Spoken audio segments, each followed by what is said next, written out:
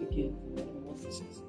Tissues and fluids start to decay, to break down into their fundamental functions.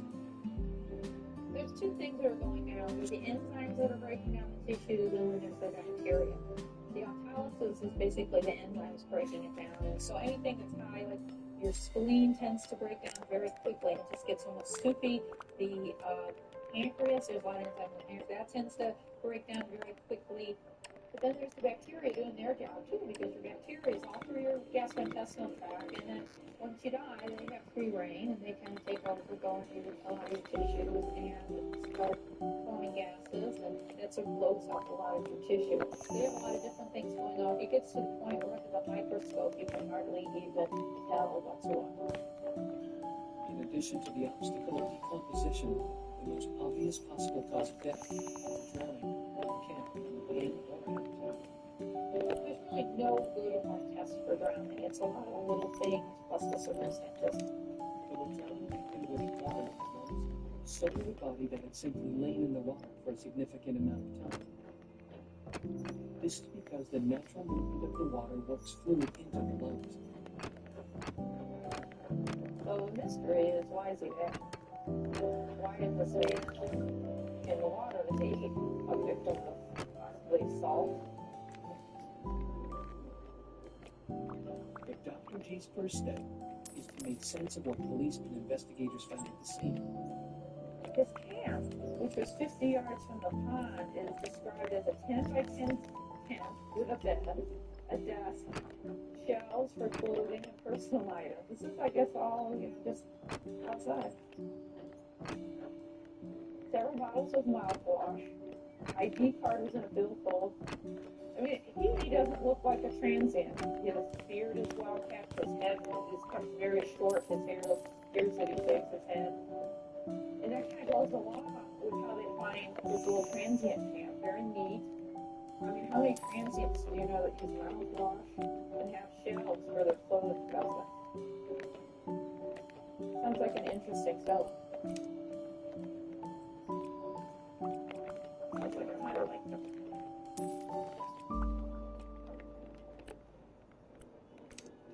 Aside from the name on the ID found at the nearby shelter, Dr. G hasn't much to go on. You never know why these people are transient. She has no medical history, no background, no witnesses.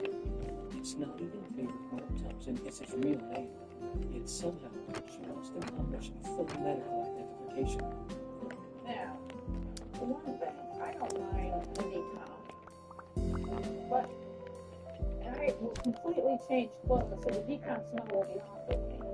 But I have hairspray on, and that hairspray tends to collect the smell of this decomp in my hair. So that's why we're going to cover it. Because other people will be bothered by it, not me.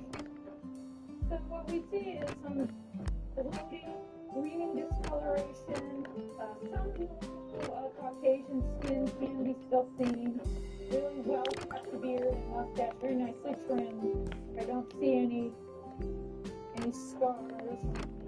Okay, look for tattoos. He still has finger ridges. We should be able to do fingerprints on this fellow. This is a lucky break. Usually, soaking in water for days, the skin of the hand splits and slips off, what medical examiners call deep gloving. But in this case, the skin of the fingers has only just begun to peel. The skin is coming off his hand, and that's so the whole the skin along the palms on the hand. So his have not, and so we can still print him.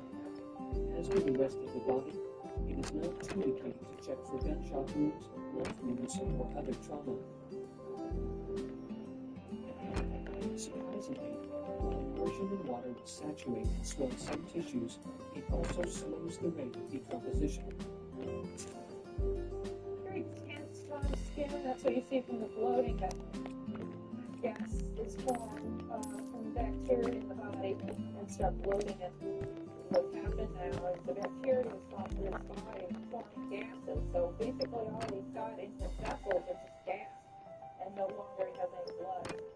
So what we're going to have to do is collect some muscle and we'll do organs. We're going to have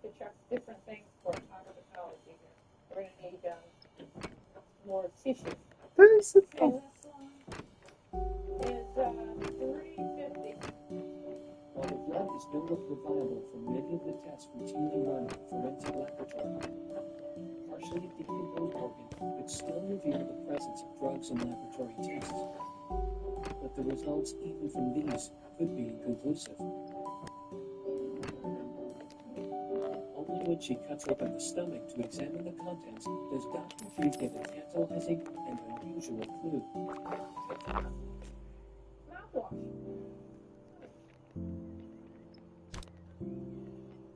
His stomach and his stomach contents smell like mouthwash. It's not that odor. I wonder if that really doesn't drink the mouthwash to get drunk. It can get you drunk. A lot of them have to like alcohol content. The bottles of mouthwash found in the man's tent may not have been for personal hygiene after all. And yet, as she reaches the end of the autopsy, the dissected organs have yielded few answers. So far, there's no trauma internally or externally. Whatever caused this man's death is still a complete mystery. We know that he so far hasn't been beaten. We know that we don't see any specific natural disease. Now, keep in mind the decomposition could mask some subtle natural disease. But coronary artery disease is heart failure, not that large. As long as you don't have horrible disease, there's no tumor anywhere. There's a lot of things we've ruled out. We just haven't ruled a lot in. The next clues will have to come from toxicology tests and from police as they continue their search for a positive identification of the body.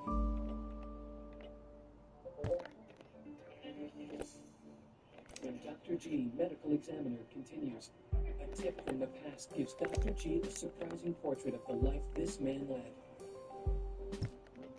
He's got like kind of an interesting color. And later, a sudden death of an infant. Was it an accident or homicide?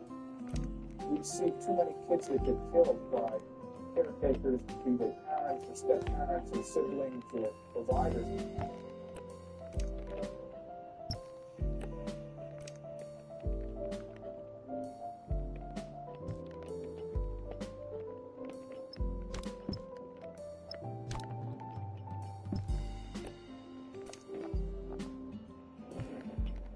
G has finished the autopsy of the body found floating in a retention pond by an Orlando highway.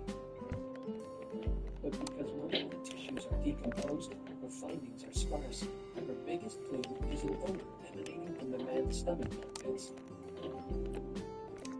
His stomach contents smell like mouthwash. But despite the decomposition, Dr. G was able to secure partial fingerprints, and within 2 days of the autopsy, the fingerprint experts have done their work. The man found in the retention pond is indeed Mark Thompson, as the water found at the camp suggested. And he was living in the makeshift shelter police found under the highway. But with the confirmation of his identity, the mystery only deepens. Thompson was fairly young, only 39 years old, and according to a college friend, was not a typical transient. In fact, he was a bright, college-trained commercial artist from a middle-class family in Wisconsin. Mark was definitely that standout, standalone individual. He was phenomenal piece of work. Ron McDonald met Mark Thompson in art school in Denver in 1985. Anything he picked up just became golden. There wasn't anything he couldn't do. Any tried, any attempted, just came out great. But it's a long way from painting class to the retention pond by the John Young Parkway.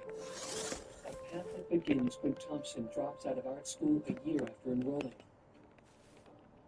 For several years, McDonald loses track of his talented friend, until McDonald moves to Florida in 1987 to take up surfing. But although Thompson seems as friendly as he was in art school, it's a changed man with whom McDonald renews his friendship.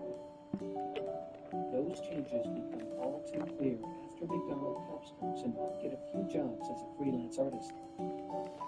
People come to me and go, you know, your friend, yes, phenomenal artist, great craftsman, but he's got a problem, okay? He has a drinking problem, and it affects his work.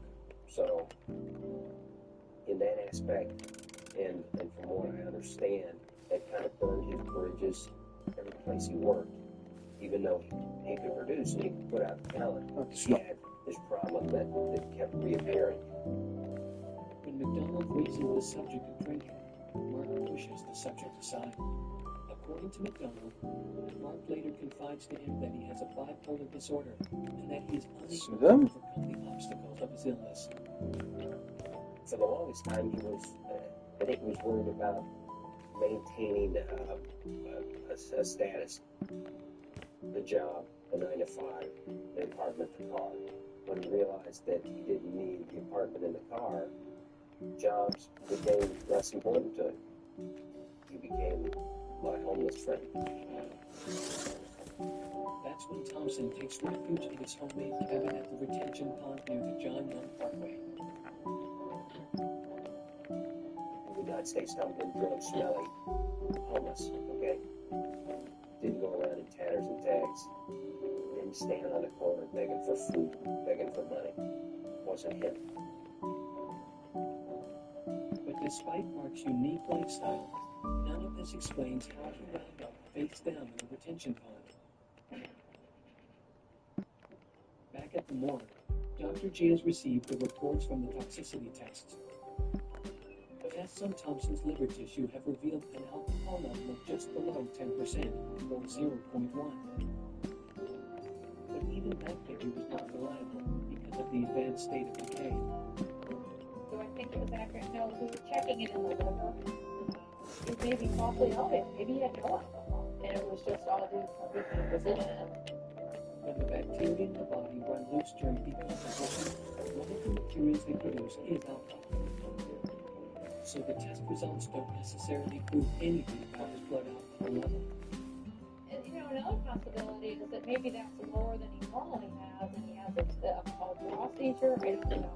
It's hard. We don't have all the pieces. I thought the preponderance of the evidence shows that there was no foul play. He's found in the water with no evidence of trauma. In the end, Dr. G must fall back to the one solid clue she found during the autopsy: a large amount of mouthwash in Thompson's stomach. Some people who have a hard time getting alcohol will drink mouthwash because of the high alcohol content. I investigated that there were numerous bottles of mouthwash in his little tent. The mouthwash was 27% alcohol because we had a lot of still those alcohol bottles. Does he know what's the code? Brand, it looks like he bought, I think that he said 99 cents for a big bottle and 27% alcohol. At this point, Dr. G is able to reconstruct the simple tragedy of Mark Thompson's death. Although he has found a way of life that seems to be satisfying, according to his friends, Thompson also appears to be occasionally drinking to excess.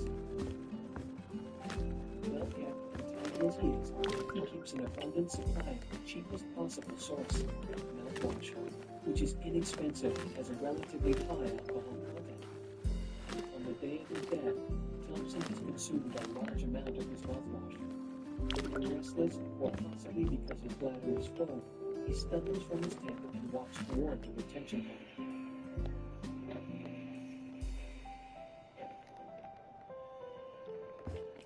Fine. So it will be ruled as just an accidental drowning.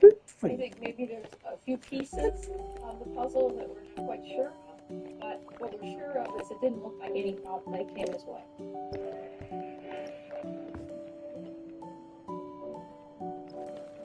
Clear conclusion. Mark Thompson died as he lived, in the world he carved out for himself on the fringes of mainstream society.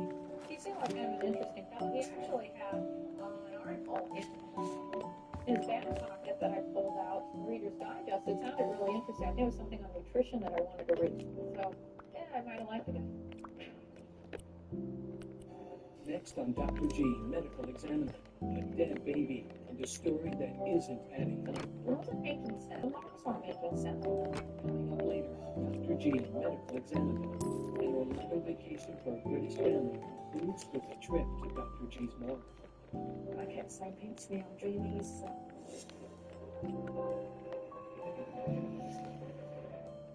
Go to Barnhouse. drivers can now automatically use 3's network for more coverage. 2 network is better than 1, right?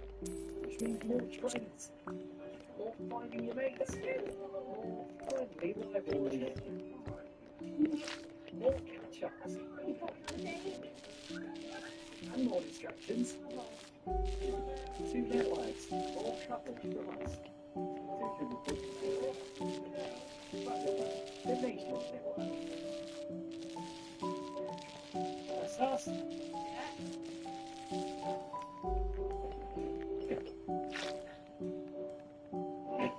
That's why I do that. That's the week started. Master, we're always working to roll back the cost of your weekly shops. That's why we've got thousands of rollbacks across the store and online. That's good, honest value. That's the price.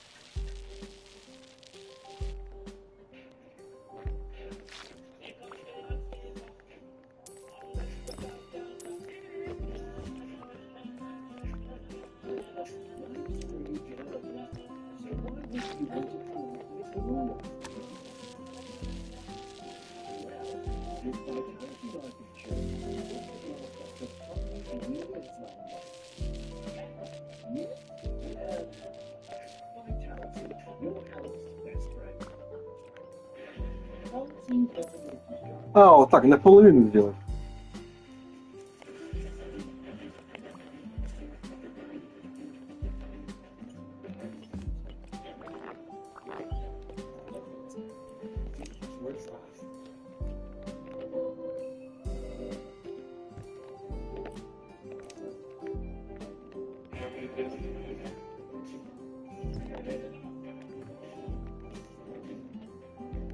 Так, я сделаю.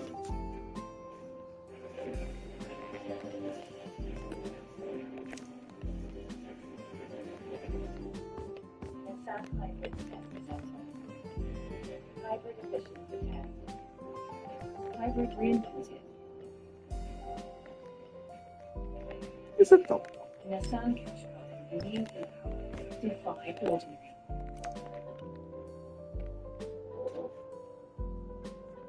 Еще. Very happy.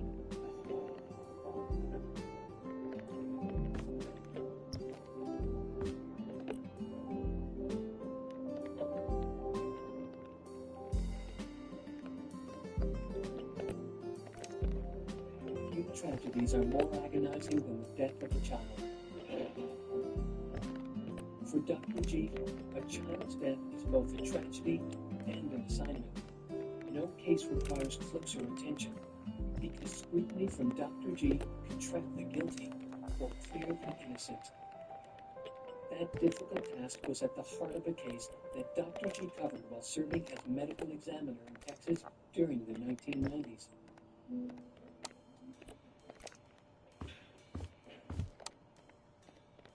For Charlotte Kanzler, the day that would change her life forever began with a morning ritual familiar to many working parents. Heading off to her job, she leaves her 1.5-year-old son, Danny, in the hands of a trusted babysitter who cares for several neighborhood children on a regular basis. It is the last time she will ever see her little boy alive. Just a few hours after Danny is handed over, police receive a panicked 911 call. Babysitter Hillary Turner claims to have found Danny in his playpen, unconscious and not breathing. Turner tells police that the death was a freak accident and that she simply found Danny already unconscious when she came in to check him out. But when the ER doctor examines Danny's body, he makes a far more troubling diagnosis. The emergency room doctor was concerned because of the trauma patterns that were on the head and neck. There was some bruising around the neck, and it was just inconsistent with a natural process. So it was something that he couldn't explain. The ER doctor was suspicious and felt that this was a strangulation, and that he had told the police that it was a strangulation death. Based on the findings of the ER doctor, police bring in Hillary Turner on suspicion of murder. But for a formal murder charge charge to be levied, a ruling of homicide must be declared by the medical examiner's office, a task that falls to Dr. G.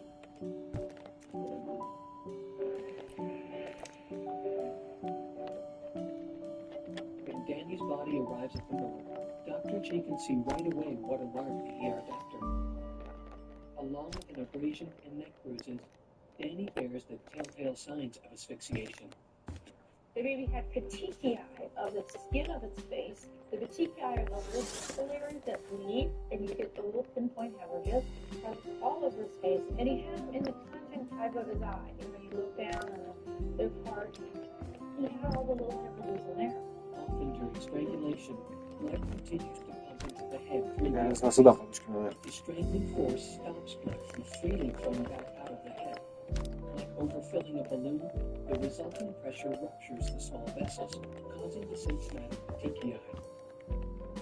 But what exactly can Dr. G deduce from those clues? What or who caused Danny's strangulation? The only thing I knew is that the woman running the daycare found this child unresponsive. We didn't have exactly what her story was. I didn't quite understand what the circumstances were. So things were just a little hazy. It's unfortunate that in this line of work, we see too many kids that get killed by caretakers, be they parents or step-parents or siblings or providers. Recent statistics indicate that 20% of all children in America suffer from some form of abuse, and as many as 1,400 can die from abuse in 1 year. So a lot of these cases come in as nothing and we find somebody did something to the kid. One of Dr. G's first steps is to read her investigator's field report. But the report doesn't describe the nature of the accident that babysitter Turner claims took place. Given the ER doctor's findings and the fact that Turner was the only adult with access to the little boy, police find Turner's story hard to swallow. Any adults that is in their household, in the supervision of this family, automatically, they return to the suspects in our tracks, and that when we find facts and evidence, be able to support our beliefs of our allegations. Knowing that the only thing standing between the babysitter and a murder trial are her own findings, Dr. G makes no snap judgments. While the police and the babysitter wait for her decision, Dr. G makes it clear that she won't be rushed. She declined to make a ruling or determination of what the cause of death was, because there were some areas of concern on both sides, on the medical side and on the law enforcement side, as to really what may have caused the death of the child. I do a lot of autopsies. I do a lot of autopsies on children who are murdered. You don't really need to strangle a baby to kill it. And that's not usually why people kill babies. It wasn't making sense. The marks weren't making sense. But the autopsy findings are still not enough to put the remaining pieces of this puzzle together. And that's when Dr. G decides on an unusual plan to get to the truth. First, she calls an investigator. At that point, I told my investigator to look back at that crime scene with the police and make sure we have her story correct. Because it does not make sense. These marks on this child. Normally, medical examiner's offices don't send an investigator to a scene when the body's already been removed. An excellent reason. We can't do everything in the autopsy work. I have to correlate that with what's found at the scene. I have to sometimes determine, is the story right or is the story wrong? Do these findings corroborate this story, or is this telling us this person lied? On the orders of Dr. G, investigators arrive at the home of her return, the scene of Danny's death. Their purpose, reenact the baby's death to see if it could have been an accident, as Turner claims.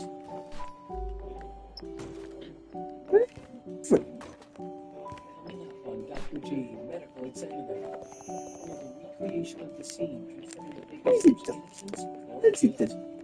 I want her in the own words to say what happened and how she found the baby, and I want pictures.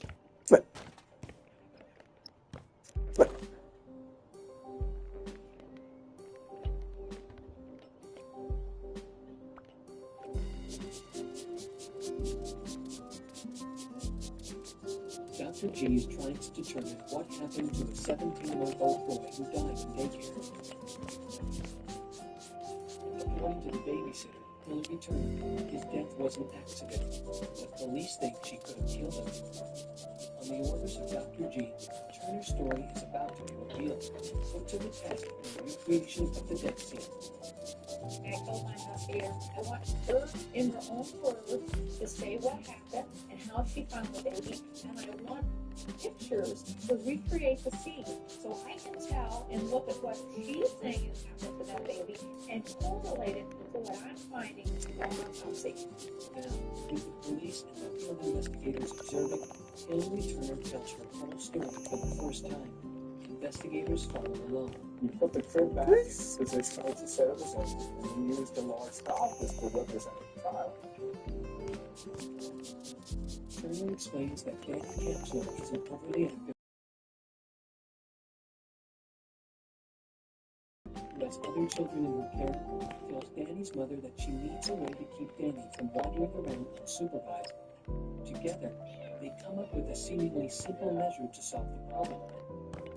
So they came to a decision that they would put something over the top of the plate so that the kid couldn't get out. And it was kind of a bed frame that had a spring strung across it. The kind of thing that you would put a mattress on top of. He'd wake up, he'd try to get out, he'd cry, and then one here would come out, lift it off, and everything would be fine. Next, Turner tells them that a plastic tub filled with toys was sitting on an end table near the crib. She then claims to have left the room so Danny could nap. She didn't even think about the rest of the room. It'd never been a factor, never been anything to think of before. The toys could have all been on the floor, they could have been in the playpen. But now this is where they were when she left the room. The investigators take photographs of the crib and surrounding area from different angles. Then, based on Turner's accounts, they've reconfigured the scene to mirror how it appeared when she returned. Comes back into the room, she sees the tub of toys on the bed frame, and she sees the child coming up between the bed frame and the edge of the playpen. Horrified, Turner claims to have removed Danny immediately, and after attempting to revive him, called 911.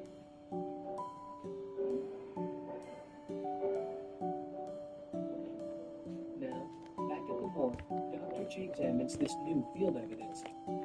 Does the babysitter's description match the injury seen during the autopsy?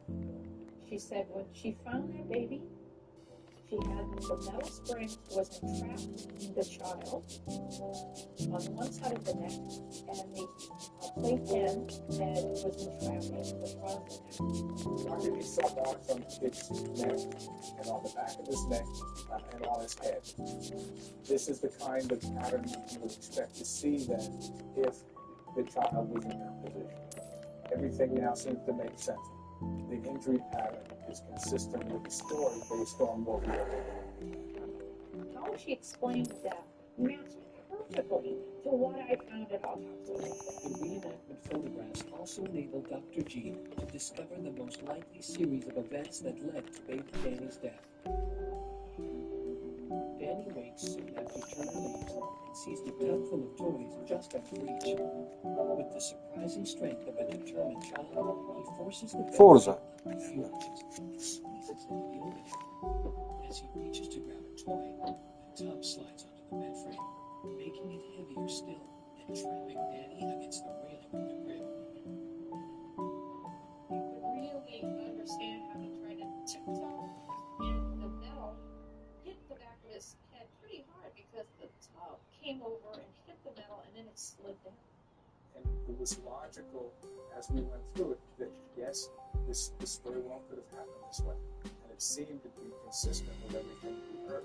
So what originally was felt to be a strangulation, possible murder, or homicide, a strangulation homicide, actually turned out to be an accidental death with entrapment and suffocation.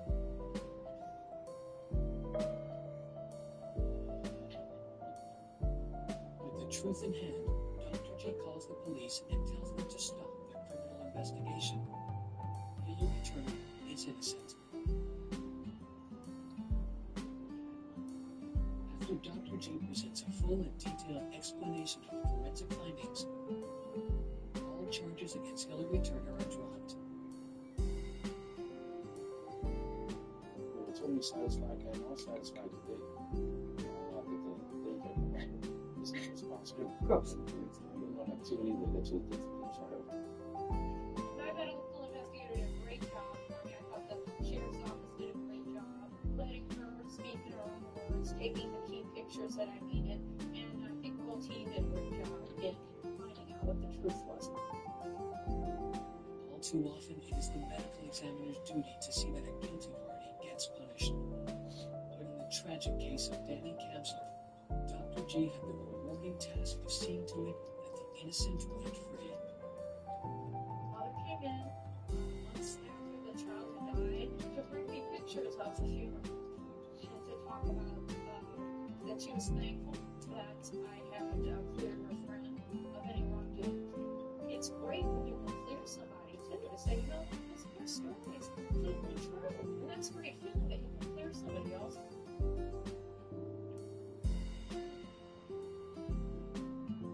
Coming up on Dr. G, medical examiner, could the sudden death of a tourist be linked to a life of stress and anger? You love him so much.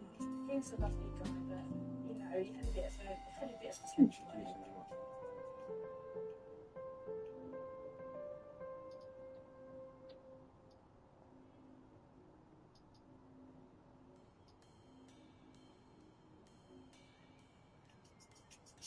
Every year, millions of tourists invade Orlando, Florida, the theme park capital of America.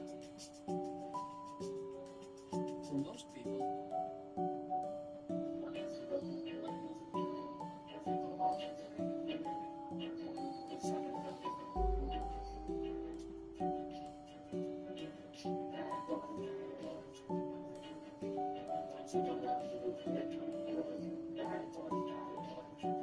Cups.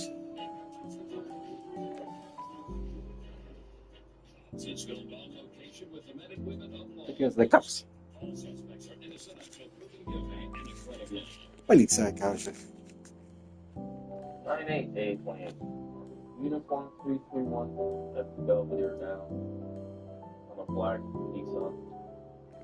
This car is driving down the street in the drug area. I got behind him doing about 50 to 55.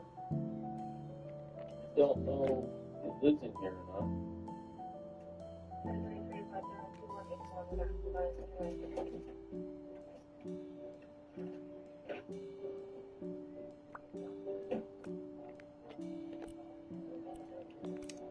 You have your driver's license on you? Huh? Where's your driver's license? Okay, do me a favor. Это.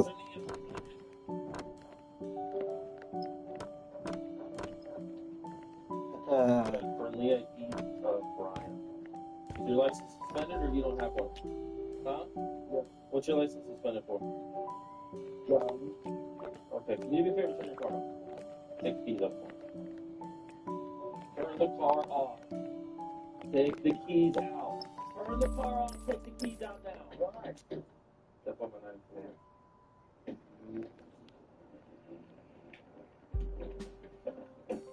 9 or he's running down the dead end coming back after your appointment.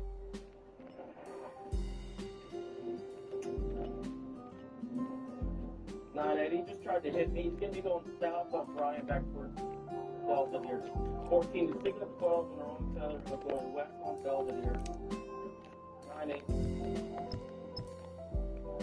98. No VL. When I was at the car, he tried to hit me with the door. Hit a dead end. And tried to hit me on the way back.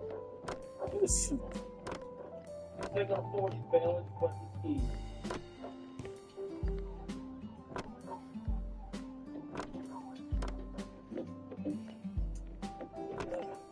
Hands up in the air now! Keep your hands up in the air! Get 14, the driver's in the car, the passenger bailed. Hands in the air now! Put your hands up in the air! Do not move, do you understand me? Don't reach your hand in your pocket. Get your hand out of your pocket now. Reach your left hand over here. Left hand over here. Reach your left hand over here. Reach your left hand over here. Get over this way. Over this way. I got nothing, man. I don't have nothing. Get your hand back. Put your hand back. Put your hand behind your back. Get him.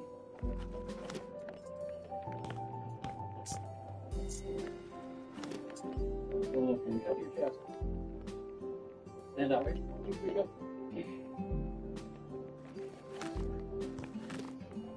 What is this all about? You don't have a driver's license? You don't have a driver's license? What? You tell me that every time you sit still, you put your hands on the gear shift to start driving away. I tell you sit still, you don't hit me with your door. I tell you not to move, you make a U-turn, you come back and try to ram my car? Because of a driver's license? You have any warrants or anything? No. I have nothing. Have a seat in the car. Have a seat in the car. I don't have a damn thing. You got the car? I have nothing.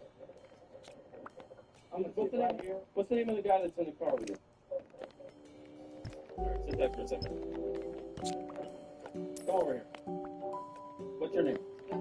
Jennifer, what's his name? No, this one I have no idea. How did you meet him? And how did you get into his car? You were sitting in the passenger seat of his car. Do you have anything on you you don't know about? Guns, drugs, knives, bombs, anything like that? Did you know there's a knife underneath the seat? I was not on that. Probation. Why would I need to? What are you on probation for? For domestic, when I split my kid's dad's head. I'll see you there, Pete. Whoa, hold I on. love you. Hold on. Hold on. Put me in the car. Hold on. You don't know who he is, but you know his name? You weren't in the car with him, but you know his name? It's amazing that somebody you don't know, you know his name. That's absolutely amazing to me. You tell me that you don't know his name, and yet when you're walking by him, you call him out by name. Alright? The more you cooperate, the better it's going to be. Okay? If you cooperate, maybe we can forget about that. Okay? How do you know him? He helped my mother raise me and my brother and sister. You've known him your whole life? What were you guys doing today? I had just gotten him out of the bar, meeting please. Okay. I had just gotten him out of there. He's trying to talk to me and let him be drunk. I have a learner. He was trying. No, I was trying to talk to him and let him be drunk. Oh, okay. He's drunk. Okay. And he has power. Yeah. That's Powder cocaine? Where was the powder cocaine? You know where it is now? Put the car in here. When we were originally stopped, we had it in the hand. The gear short. You know what he did with it? I think he finished the window, but I'm not sure. Okay. Come sit in the car. Can I smoke this up? Not right now.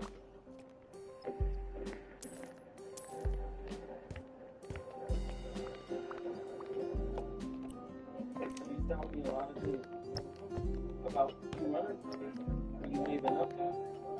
You know, you coming to the bar, and you had a couple drinks, that's why.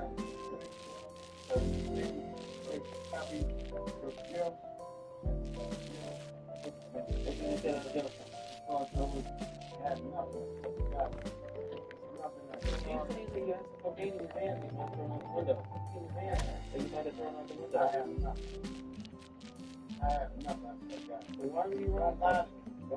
I'm not lying to you. If you would have been honest and didn't stay there, it probably would have been away. After the passenger said that she saw him throw something out the window, I had another deputy go back to the area where I stopped him, and he was able to find a pill bottle in the middle of the road that is completely full of crack cocaine. He'll end up going to jail tonight, and then all the rest of us will go home.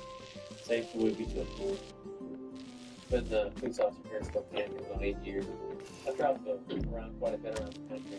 South of Spokane, Wonderland, or working for us.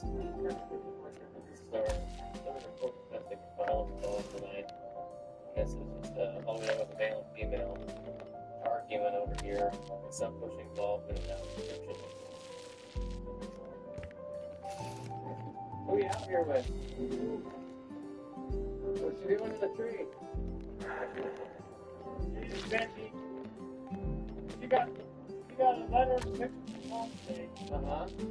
Is this your girlfriend or what's the deal? Our relationship. My girlfriend. Okay. And what's going on? Benji, you got a letter from home. At some point you guys start arguing and can't the street. What about that part? Well, we didn't argue. No? Whatever we're not arguing. Okay. So there's some shoving and pushing going around. You guys over that? You have any idea on you? Yes, I do. Okay, 473. Talk crazy all the time. She's a little much. What is her name? Come chat with this officer over here. Go hang out by his car.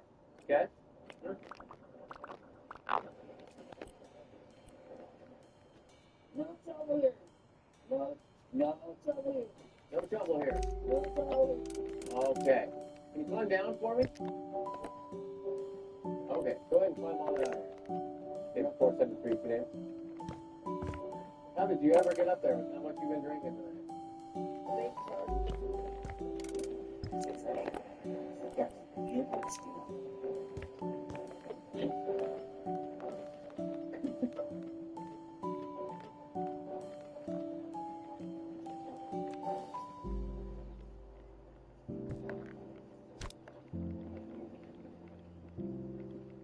All right, go ahead and have a seat on the stoop right there, the thing that. Explain to me what's going on here. You guys are pushing and shoving each other around? Is there pushing and shoving going on? Were you assaulted tonight? Did you assault him tonight? Go ahead. Did anything criminal happen tonight? Why are you in a tree? Okay.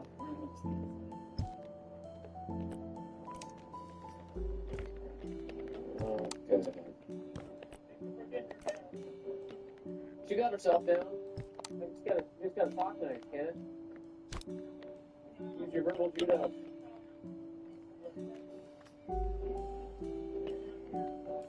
I see that. He loves you. Alina, what's going on tonight? That maybe you got some pictures of your daughter or something? That upset you? Okay.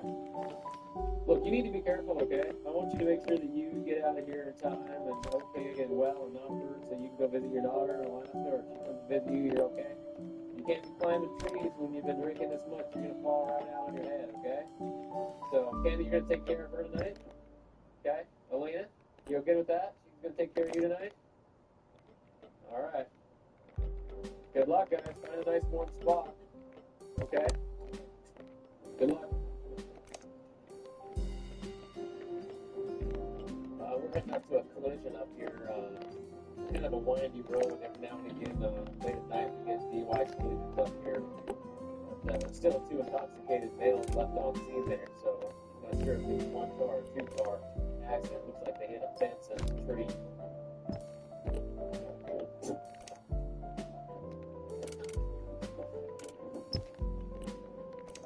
How you doing, gentlemen? Good. Any injuries or anything? Alright. Who's driving? You were? Okay, take your hands out of your pockets for me. Thanks. Okay, alright, just relax. Just keep your hands out of your pockets. Get your ID with you tonight? Hi. Thank you. Good. And you're in the car too? Yes, sir. You're not injured, no? Yes, sir. Got a deal? Ah, yes, sir. What would cause an accident like this, Casey? Speeding. Speeding, huh? Okay. Anything to drink tonight or anything? Yeah, a few drinks earlier tonight. Few drinks earlier. Yeah, passed out and got to drive home. Is that a good idea or not? Obviously not. Huh? Oh, When did I you get think I might have knocked off at the wheel. Really? I think so. I'm not really sure what happened. Woke up with the bump. We'll go to the bump. Woke up with the bump and tried to hit the brakes and turn and then what? Okay. Alright. Hang tight for a second. Yeah. Me? Yeah. What was he doing at the time? He was talking, he started speed up, and you didn't see his phone right there. And he went over the grass here. Why did he start speeding up? I don't know. Like mad? Yeah. Was he woo-hooing? No, we were talking about. I mean, he was angry before he started to speed up. So him saying he fell asleep at the wheel's a lie. You guys are chatting, right? We were chatting, yeah. All right. We were chatting. All of a sudden, the car accelerated. We went over this hill and hit the street. We got the license there. Here's your ID back there, Josh. Officer Juarez determined he's under the influence of alcohol tonight, so he's under arrest for DUI. Going sideways, digging in the dirt like that, still making it far enough to do this much damage in the front of the car. He had to be moving. I don't know, somehow no injuries. New officers coming into Rialto get a quality police education in a very short amount of time, just because of the activity that goes on and the different things they're exposed to in the city.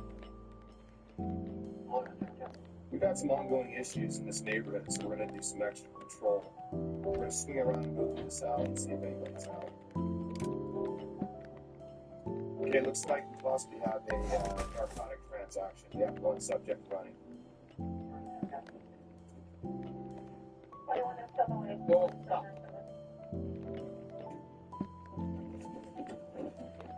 Turn off your car. Look. What are you doing? Yeah? We stuffed it in your pocket.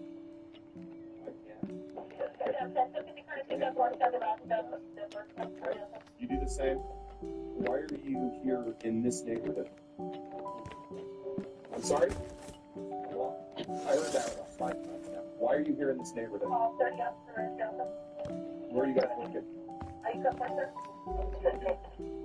Okay, here's what we need to do, okay, right now. Okay, you're out here talking to the guy, then we drive around the corner, he takes off running, and then you guys drive away.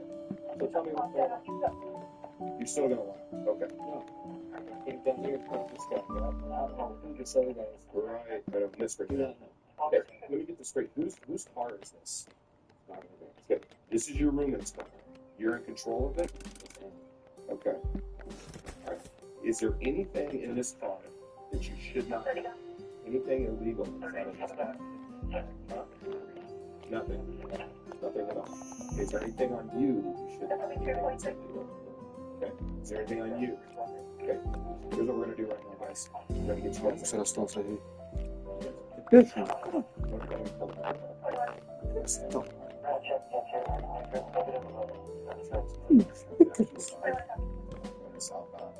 These guys, even like coming on the other side, was talking to the passenger, stuffing something in his pocket. A little bit of the phone in marijuana inside of the van.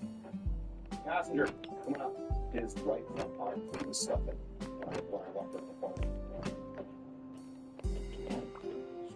Come on back to your bed. Just do your wallet. Get in my partner, make sure you back that. If anything I think I should know about that. What do you do for the modeling? What's that? Modeling? For modeling? Second. Okay, driver, step out. Hey, babe. Take some right there. On the ground. Come on back.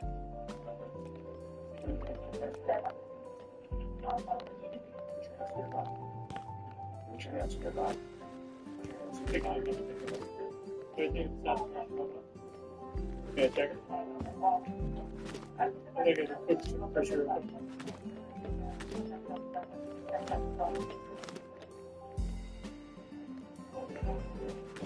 Got a rock cocaine inside the bag. Rock cocaine right Okay. Sam time to in custody. Oh, nice. All right, good. Oh, good. It's not good, though. Rock cocaine. I need to get them transported back to the state. Let me get it back for that camera. I can't believe it, right? Never done anything like that before. Obviously, we came right in the middle of a drug transaction. It's my estimation that probably tossed the baggie in the rear of the vehicle and then stuffed his money back inside his pocket. So, I'll basically check the rock cocaine. yeah, that's Hold up here. I'll that crap got handed to me, you guys stood up. Didn't know what to do with it. Steve, why didn't you tell me that when we asked you? We were all standing here. Didn't want anybody to get in trouble. We had a big story about going to pick up materials and all of that kind of stuff. I remember his butt too. Who's?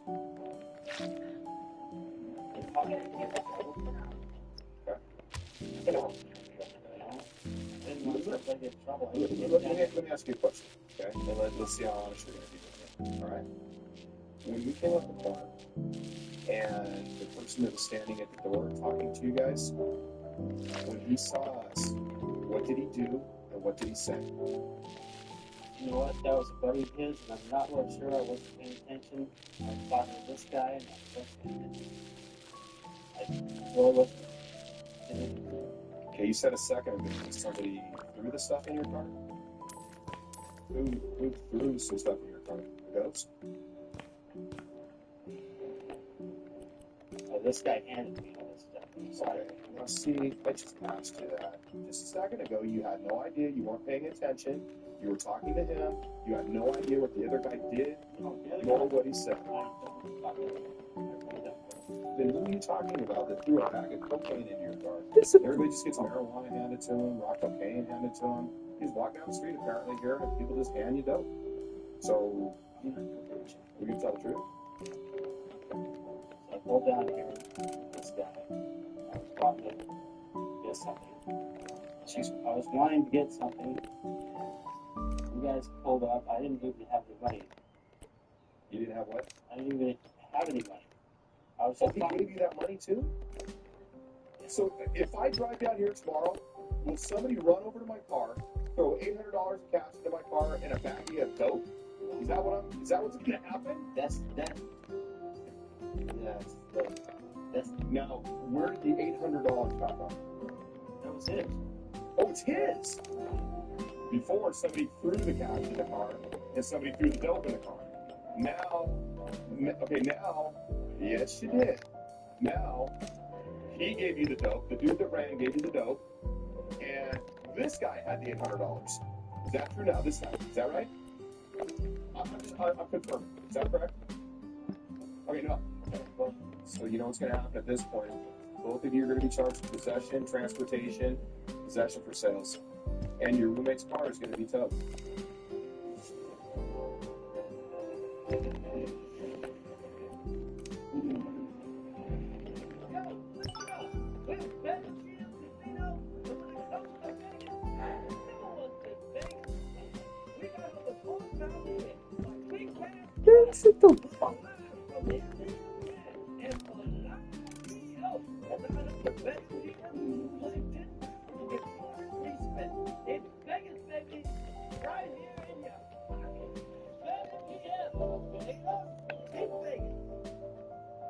Customers can now automatically use 3's network for more coverage and 2 networks better than 1 line, which means more trains.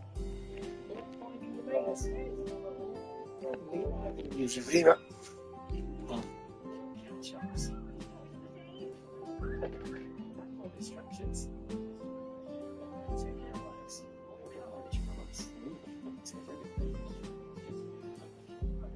Nations network.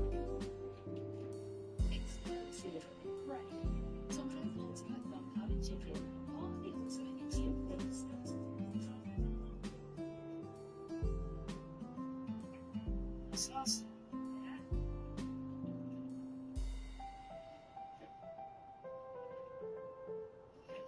That's why don't you have it?